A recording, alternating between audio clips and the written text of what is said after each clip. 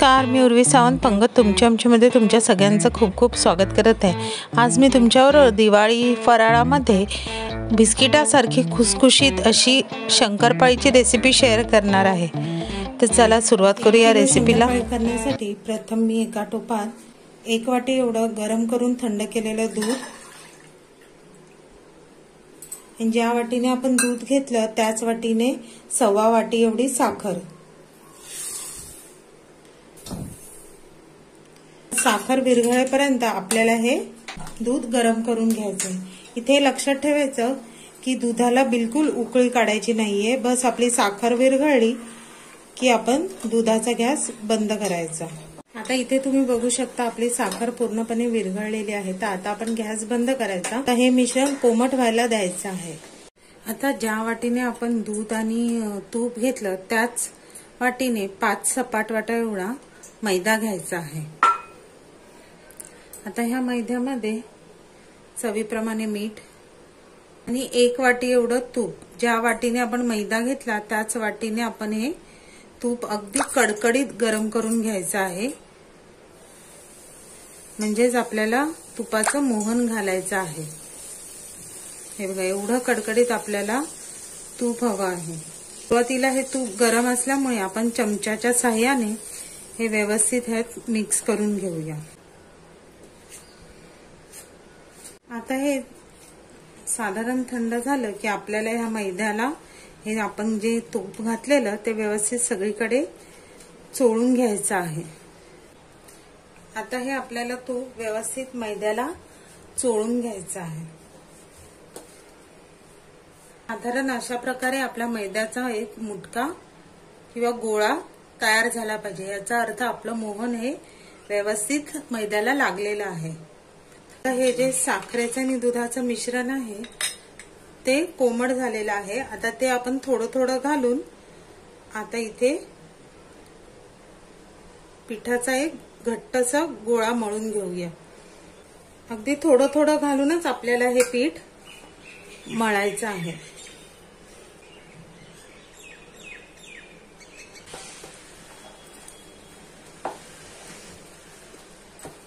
आता इथे तुम्ही बघू शकता अशा प्रकारे आपण हा पिठाचा गोळा मळून घेतलेला आहे। साधारण एवढा असा घट्ट आपल्याला गोळा मळायचा आहे। आता यासाठी मी घेतलेल्या मधलं दूध आणि साखरेच्या मिश्रणामधलं 4 चमचे मिश्रण राहिलेलं आहे। आता हे पीठ असंच आपण 10 मिनिटांसाठी मुरत ठेवायचंय। आता 10 मिनिटांनी तुम्ही बघू शकता पीठ आपलं चांगलं मुरलेलं आहे आणि पहिल्यापेक्षा घट्टही झालेलं आहे। हे काय करायचं, ह्याचे आपण जसे पुरीला मोठे मोठे उंडे करतो की नाही तसे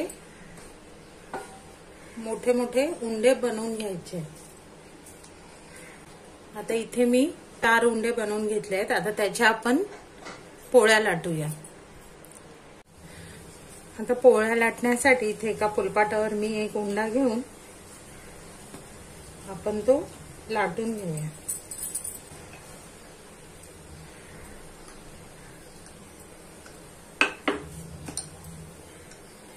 जाडच आपल्याला इथे शंकरपाळी ठेवायची आहे। आता सुरीच्या साहाय्याने ह्या ज्या कडा आहेत त्या आपण काढून घेऊया।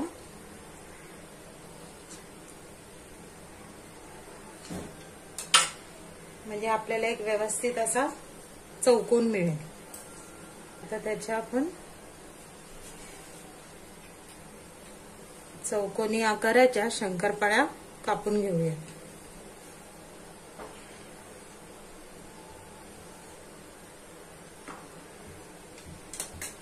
बघा, एवढ्या जाड मी इथे ठेवलेल्या आहेत। आता अशाच प्रकारे आपण सगळ्या शंकरपाळ्या कापून घेऊया। आता हे बघा, अशा प्रकारे मी ह्या सगळ्या शंकरपाळ्या कापून घेतलेल्या आहेत। तर आता आपण तळायला सुरुवात करूया। तेल आपल्याला इथे जास्त कडकडीत नकोय, साधारण कोमट गरम असं झालं की आपण त्याच्यात एक एक शंकरपाळी घालूया।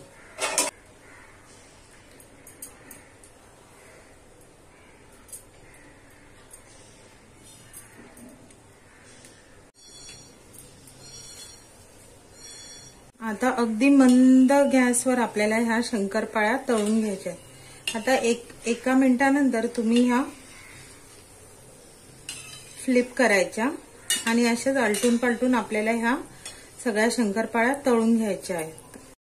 आता हे बघा, हे दोन्ही बाजूने गोल्डन ब्राऊन झालं की आपण हे काढून घेऊया।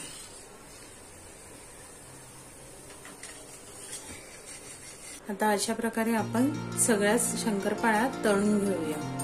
अशा प्रकारे आता आपल्या ह्या सगळ्या शंकरपाळ्या तळून झालेल्या आहेत। आता मी तुम्हाला एक शंकरपाळी मोडून दाखवते।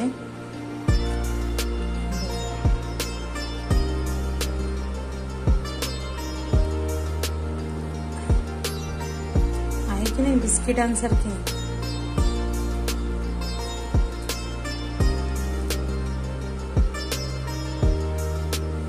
जर तुम्हाला माझी ही शंकरपाळीची रेसिपी आवडली तर रेसिपीला नक्की लाईक करा, शेअर करा।